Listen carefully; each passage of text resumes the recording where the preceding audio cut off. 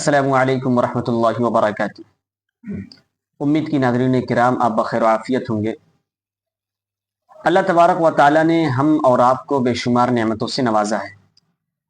اگر ہم اللہ تبارک و تعالیٰ کی ایک ایک نعمت کا شکر ادا کرنے لگے تو ہماری زندگی میں سکون اطمینان آ جائے گا۔ اسے میں آپ کو ایک واقعے سے سمجھاتا ہوں۔ ایک زمانے میں ایک بادشاہ تھا اور اس بادشاہ کا ایک وزیر تھا۔ ایک دفعہ بادشاہ نے اپنے وزیر کو بلایا اور اپنے وزیر سے کہا کہ میں دیکھ رہا ہوں کہ میرے محلات کے اور میرے محل کے کارندے بڑے سکون و اطمینان کے ساتھ زندگی گزارتے ہیں، جبکہ میں بے سکونی میں رہتا ہوں، حالانکہ میرے پاس مال و زر کا خزانہ ہے، انبار ہے۔ اس کی کیا وجہ ہو سکتی ہے؟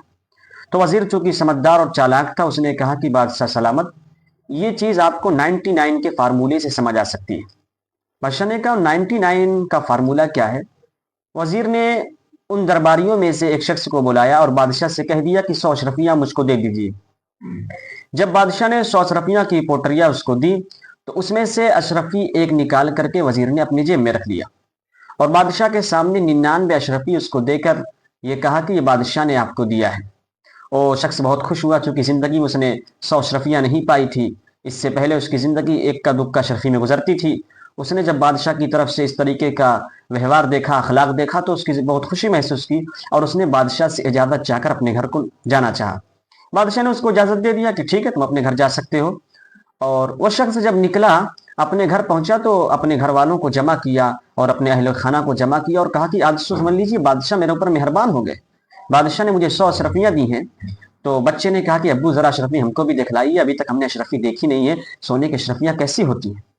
تو بچوں نے دیکھا اور انہوں نے کہا کہ ابو ہم اشرفی کو گن لیں؟ والد نے کہا بالکل گن سکتے ہو۔ جب بچوں نے گنا تو 99 اشرفیاں نکلی۔ پھر انہوں نے اپنے والد سے شکایت کی اس میں تو 99 اشرفی ہے۔ تو والد نے بچوں کو ڈانٹا کہ بیوقوف، تم لوگ نہیں گن پاتے ہو، بادشاہ نے مجھ کو 100 اشرفی مکمل دی۔ پھر جب والد نے گنا تو 99 اشرفی نکلی اور والد حیران۔ اس کے بعد اس کی بیگم نے کہا کہ لاؤ میں گنتی ہوں، بچوں تم لوگ نہیں گن پاؤ گے، مجھے گننا آتا ہے۔ جب اس کی اہلیہ اور بچوں کی والدہ نے گنا، اس میں بھی 99 اشرفی۔ اب اس کی زندگی میں بھوچال آنا شروع ہو گیا۔ اب کہا گیا کہ تمہیں 100 اشرفی نہیں سنبھلتی ہے، تم کیسے نکمے انسان ہو؟ بادشاہ نے تمہیں 100 اشرفیاں دی، راستے میں ایک اشرفی کہیں تم نے گرا دی۔ اس کے بعد اب پلنگ، کباٹ وغیرہ جو جتنی چیزیں گھر میں تھی سب کو کھنگالنا شروع کر دیا گیا کہ شاید یہاں گر گئی ہو، وہاں گر گئی ہو۔ یعنی پوری رات زندگی جو تھی، ابھی تک جو ان کی کل تک کی زندگی تھی سکون و اطمینان کے ساتھ گزر رہی تھی، ایک اشرفی کی وجہ سے ان کی زندگی میں بے سکونی آ گئی۔ صبح ہوئی، یہ شخص دربار میں پہنچا، آنکھیں سوجی ہوئی اور چہرے پر نیند کے آثار۔ تو بادشاہ نے پوچھا ارے بھائی خیریت تو ہے؟ ابھی کل تک تم سکون و اطمینان کے ساتھ تھے۔ اتنے میں وزیر آیا۔ وزیر نے کہا کہ جی بادشاہ سلامت، اس سے ذرا آپ حال پوچھیے۔